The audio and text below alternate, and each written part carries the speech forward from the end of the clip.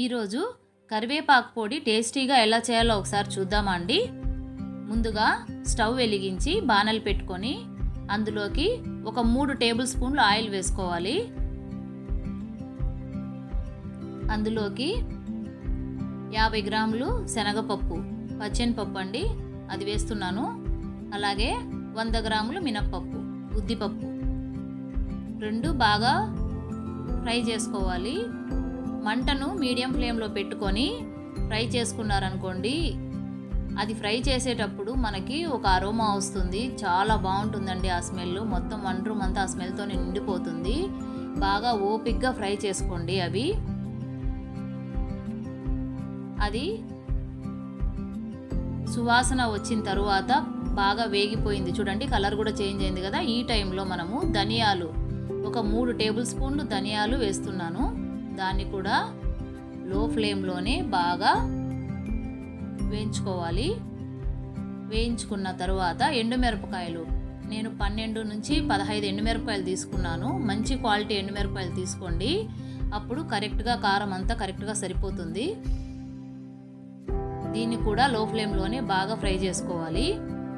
ఇప్పుడు 50 గ్రాములు కరివేపాకు కడిగి నీడలోనే ఆరబెట్టుకొని తీసుకున్నా నేను. దాన్ని ఇందులోకి వేసుకోవాలి. కరివేపాకు తినటం వల్ల చాలా లాభాలే ఉన్నాయండి మనకి. జీర్ణశక్తిని పెంచుతుంది, షుగర్కి మంచిది, జుట్టు ఆరోగ్యంగా పెరుగుతుంది, కంటి చూపుకు మంచిది, అలాగే లివర్కి మంచిది, కొలెస్ట్రాల్ని తగ్గిస్తుంది, ఇమ్యూనిటీని పెంచుతుంది, మన స్కిన్కు కూడా మంచిది.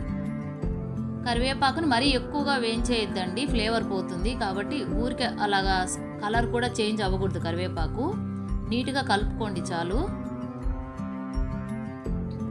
లాస్ట్లో 1 టీ స్పూను జీలకర్ర వేసుకొని బాగా చల్లారనివ్వాలి దాన్ని.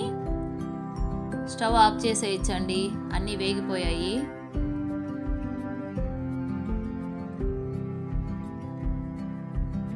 జీలకర్ర 1 స్పూన్ వేసుకొని స్టవ్ ఆఫ్ చేసేసి బాగా చల్లారనివ్వాలి. చల్లగైన తర్వాత మిక్సీ జార్లో తీసుకొని చిటికెడు పసుపు, అలాగే చింతపండు, కొంచెంగా చింతపండు వేస్తున్నాను, అలాగే రుచికి తగ్గట్లుగా సాల్ట్ వేసుకొని మిక్సీ పట్టేసుకోవాలి.